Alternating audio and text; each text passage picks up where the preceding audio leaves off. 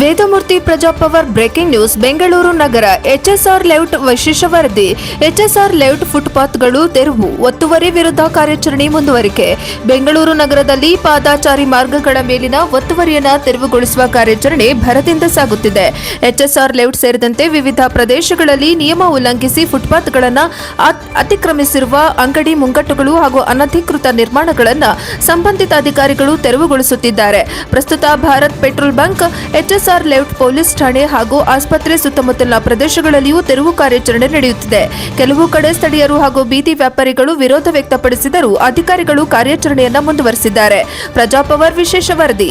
Praja power news channel ನಡೆಸಿದ ವಿಶ್ಲೇಷಣೆಯ ಪ್ರಕಾರ ಫುಟ್ಪಾತ್ಗಳನ್ನು ಅತಿಕ್ರಮಿಸಿಕೊಂಡಿರುವ ಅಂಗಡಿಗಳಲ್ಲಿ ಸುಮಾರು 20% ಮಾತ್ರ ಕನ್ನಡಿಗರ ಅಂಗಡಿಗಳಿವೆ ಎಂದು ವರದಿಯಲ್ಲಿ ಉಲ್ಲೇಖಿಸಲಾಗಿದೆ.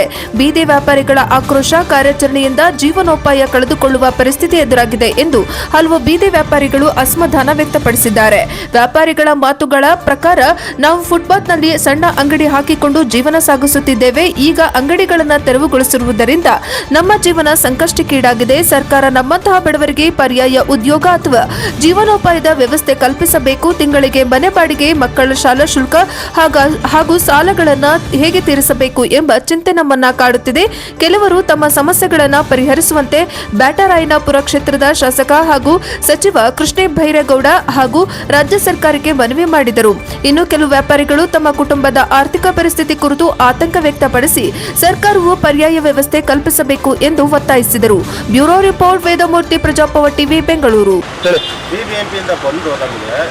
ಫುಟ್ಪಾತಲ್ಲಿ ನಾವು ಅದನ್ನೇ ನಂಬ್ಕೊಂಡು ಜೀವನ ಮಾಡ್ತಾ ಇರೋದ್ರಿಂದ ಏಕಾಏಕಿ ಎತ್ತಿರೋದು ತುಂಬ ತೊಂದರೆ ಆಗ್ತಾ ಇದೆ. ತುಂಬ ತೊಂದರೆ ಜೀವನ ನಾವು ಇದನ್ನು ಕಟ್ಕೊಂಡ್ರೆ ಇದರಿಂದ ಹೆಂಡತಿ ಮಕ್ಕಳು ನಾವು ಎಲ್ಲ ಹೆಂಡತಿ ಮಕ್ಕಳಿಂದ ಹಿಡಿದು ಪ್ರತಿಯೊಂದೂ ನಾವು ಈ ಕಡೆ ಎಲ್ಲ ಇದರಲ್ಲೇ ಕಟ್ಕೊಂಡು ಜೀವನ ಮಾಡ್ತಾರೆ. ಏಕಾಏಕಿ ಬಂದು ಎತ್ತಗಡೆ ಮಾಡ್ತೀವಿ. ನಾವು ವ್ಯಾಪಾರ ಮಾಡೋದಿಲ್ಲ. ಫುಟ್ಪಾತ್ ಅಂತಂದರೆ ಫುಟ್ಪಾತ್ ಕ್ಲಿಯರ್ ಮಾಡೋದು, ಅಂಗಡಿಗಳನ್ನ ಎತ್ತಗಡೆ ಮಾಡ್ತೀವಿ. ನಾವು ವ್ಯಾಪಾರನೇ ಮಾಡೋ ರೀತಿ ಆಗ್ತಿದೆ. ನಾವು ಫುಟ್ಪಾತಲ್ಲಿ ಓಡಾಡೋ ಜನಗಳು ನಮ್ಮ ಕಡೆ ವ್ಯಾಪಾರ ಮಾಡೋದು, ವ್ಯಾಪಾರ ಮಾಡೋದ್ರಿಂದ ನಾವು ಫುಟ್ಪಾತ್ ಮೇಲೆ ವ್ಯಾಪಾರ ಮಾಡಿದ್ರೆ ಇನ್ನೇನು ನಾವು ವ್ಯಾಪಾರ ಮಾಡ್ತೀವಿ. ಸರ್, ಅಂಗಡಿ ಹೆಚ್ಚಕ್ಕೆ ಏನು ಹೇಳ್ತಲ್ಲ, ನೀವು ವ್ಯಾಪಾರ ಮಾಡ್ತೀರಾ ಮಾಡಿ, ಕಳ್ಕೊಂಡ್ಬನ್ನಿ ಅಂತ ಹೇಳ್ತಾ ಇದ್ದಾರೆ. ಅದು ಸಮಸ್ಯೆ ಆಗಿರೋದು. ಕಳ್ಕೊಂಡೋಗಿ ನಾವು ಅಕ್ಕಪಕ್ಕದ ಮನೆ ಯಾರಾದ್ರೂ ಕಳ್ಕೊಂಡ್ಬರ್ಬೋದು. ದೂರದಿಂದ ಮನೆಯಿಂದ ಬಂದು ವ್ಯಾಪಾರ ಮಾಡ್ತಾ ಇರ್ತಾರೆ.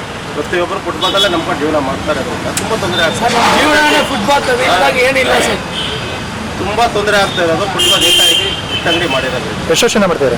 ನಾನಿಲ್ಲಿ 20 ವರ್ಷದಿಂದ ಮಾಡ್ತಾ ಇದ್ದೀನಿ. 20 ವರ್ಷದಿಂದ ಅವಾಗಿಂದ ಏನೂ ಇಲ್ಲ ಪ್ರಾಬ್ಲಮ್. ಇವಾಗಲೇ ಪ್ರಾಬ್ಲಮ್ ಶುರುವಾಗಿರೋದು. ಈಗ ಸರ್ಕಾರದ ಬಗ್ಗೆ ಏನು ಹೇಳ್ತಾರೆ? ಸರ್ಕಾರದ ಬಗ್ಗೆ ಏನು ಹೇಳ್ಬೇಕು ಅಂದರೆ ಅವರೇ ತಿಳ್ಕೋಬೇಕು. ಫುಟ್ಪಾತ್ ಮೇಲೆ ಜೀವನ ಮಾಡೋರು ಇರ್ತಾರೆ, ಓಡಾಡೋರು ಇರ್ತಾರೆ. ಎಲ್ಲರಿಗೂ ಅನುಕೂಲ ಆಗೋ ರೀತಿ ಮಾಡಬೇಕಲ್ವಾ. ಏಕಾಏಕಿ ಈ ಥರ ಮಾಡಿಬಿಟ್ರೆ ತೊಂದರೆ ಆಗಲ್ಲ ಎಲ್ಲರಿಗೂ. ಜೀವನ ಕಟ್ಕೊಂಡ್ರೆ ಇದರಿಂದ. ಇವಾಗ ಗೃಹಲಕ್ಷ್ಮಿ ಕೊಡ್ತೀವಿ ಅಂತ ಹೇಳ್ತಾರೆ, ಅದ್ರ ಬಗ್ಗೆ ಏನಾಯ್ತು? ಗೃಹಲಕ್ಷ್ಮಿ ಕೊಡ್ತೀವಿ ಅಂತ ಹೇಳ್ಬಿಟ್ಟು ಈ ಥರ ಮಾಡಿಬಿಟ್ಟು ಜನಗಳ ಹತ್ರ ಕಿತ್ಕೊಂಡು ಜನಗಳಿಗೆ ಕೊಡೋದು ಅವರೇ ಬೇಕಾ? 10 ರೂಪಾಯಿ ಐಟಮ್ 20 ರೂಪಾಯಿ ಆಗಿದೆ ಇವಾಗ. ಗೃಹಲಕ್ಷ್ಮಿ ಕೊಡ್ತೀವಿ ಅಂತ ಹೇಳಿದ್ರು, ಸರಿ ಒಪ್ಕೊಳ್ಳೋದು. ಮಾಡೋದು ಮಾಡಲಿಲ್ಲ, ಮಾಡದೇ ಇರೋದೆಲ್ಲ ಮಾಡ್ಕೊಂಡು 10 ರೂಪಾಯಿ ಐಟಮ್ 20 ರೂಪಾಯಿ ಮಾರೋ ಥರ ಆಗಿದೆ ಇವಾಗ. ಅದರಿಂದಲೇ ತಾನೇ ಕೊಡ್ತಿರೋದು ಜನಗಳಿಗೆ. ಟ್ಯಾಕ್ಸ್ ಕಟ್ತೀವಿ, ಎಲ್ಲ ಕಟ್ಟಿದ್ರೆ ಈ ಥರ ಸಮಸ್ಯೆ ಆದರೆ ಏನು ಮಾಡಬೇಕು ನಾವು? ಈಗ ಮುಂದೆ ಎಲೆಕ್ಷನ್ ಬರ್ತಾ ಇದೆ. ಎಲೆಕ್ಷನ್ ಆಮೇಲೆ ನೋಡ್ಕೊಳ್ಳಲ್ಲ, ಯಾರು ಬರಬೇಕು ಅಂತ ಆಮೇಲೆ ನೋಡೋಲ್ಲ. ನಾವು ಇಲ್ಲೇ ಮಾತಾಡೋಕ್ಕಾಗಲ್ಲ. ಈಗ ಬದುಕೋಕೆ ಜೀವನನೇ ಇಲ್ಲ ಅಂದಮೇಲೆ ನಾವು ಇನ್ನೇನು ಮಾಡಬೇಕು? ನಿಮ್ಮ ಹೆಸರು? ನನ್ನ ಹೆಸರು ಮಂಜು. ಬೇರೆ ಏನಾಗಿದೆ? ಸ್ವಲ್ಪ ಸಣ್ಣ ಪುಟ್ಟ ವ್ಯಾಪಾರ ಮಾಡೋದು ಸ್ವಲ್ಪ ಕಷ್ಟ ಆಗ್ತಾ ಇದೆ ಇವಾಗ. ಏನು ಹೇಳ್ತಾರೆ ಇದಕ್ಕೆ?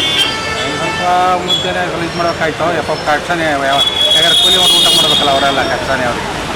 ಇವಾಗ ಸರ್ಕಾರ ಬಗ್ಗೆ ಏನು ಹೇಳ್ತೀರಾ? ಸರ್ಕಾರ ಬಗ್ಗೆ ಅವ್ರು ಆರ್ಡರ್ ಮಾಡಿದ್ರೆ ಏನು ಮಾಡೋಕ್ಕಾಗಲ್ಲ, ಹಂಗಾಗಿದೆ ಈಗ. ಇವಾಗ ಅಂಗಡಿ ಖಾಲಿ ಮಾಡ್ತೀರಾ?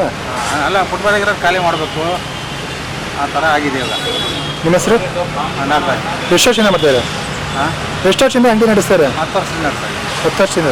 ನಿಮ್ಮ ಹೆಸರು? ನಾಗರಾಜ್.